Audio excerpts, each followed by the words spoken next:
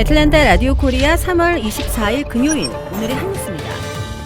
미국 은행 중 16번째 규모인 실리콘밸리 은행 붕괴 사태로 불안해진 미국인들이 중소은행에 예치했던 수천억 달러의 예금을 더 안전하거나 수익률이 높은 금융기관으로 옮기고 있습니다. 미 최대 은행 JP모건에 따르면 최근 2주 동안 5,500억 달러가 작은 지역 단위 은행에서 대형은행과 머니마켓 펀드 등으로 이동됐다고 워싱턴 포스트가 오늘 보도했습니다. 미 자산운용협회는 실리콘밸리 은행 붕괴 이후 2주 동안 주로 저위험 증권에 투자하는 뮤추얼 펀드의 일종인 MMF에 거의 2,400억 달러가 유입됐다고 추산했습니다. 안전자산을 찾는 이들이 많아지면서 미 국채 2년물은 금리가 20%나 떨어졌습니다.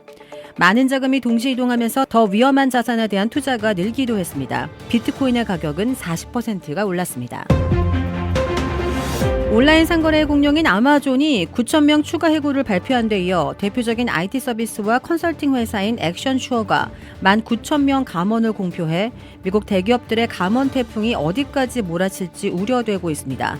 특히 테크업종에서만 발표된 감원 규모가 30만 명을 넘은 것으로 나타나 머지않아 미국의 고용시장과 경제 전반에도 타격을 가할 것으로 예측되고 있습니다.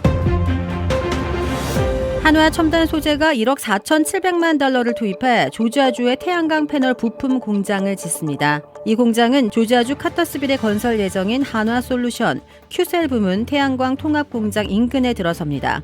한화 첨단 소재 공장은 태양광셀을 보호하고 패널 내구성을 보장하는 데 쓰이는 필름인 EVACT를 한화 큐셀에 공급합니다. 내년 6월에 생산을 시작할 계획입니다.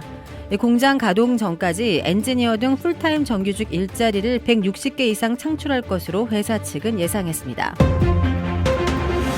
뉴욕 검찰이 투자자에게 50조 원이 넘는 피해를 안기고 해외로 도피했다 붙잡힌 테라폼네스 권도영 대표를 사기 등의 혐의로 기소했습니다.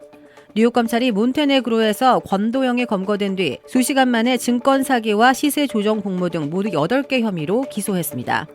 뉴욕 검찰은 권 대표가 테라폼네스의 가상화폐인 테라, 루나와 관련해 투자자들을 속이고 TV 인터뷰와 SNS 등에서 자신의 사기 혐의에 대한 허위 정보를 퍼뜨린 점 등을 공소장에 포함시킨 것으로 나타났습니다. 이에 앞서 몬테네그로 내무부는 권도영으로 의심되는 인물이 수도 포드로리자에서 붙잡혔다고 발표했습니다.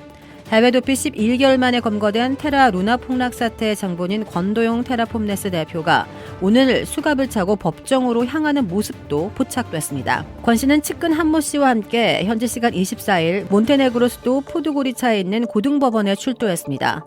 현지 법원 관계자에 따르면 권 씨 등은 범죄인 인도 요청과 관련해 심리를 받을 것으로 전해졌습니다.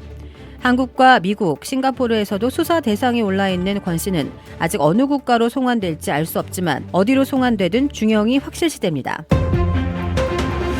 유타주에서 미성년 자녀 소셜미디어 사용을 부모가 제한할 수 있도록 하는 방안이 현실화됐습니다.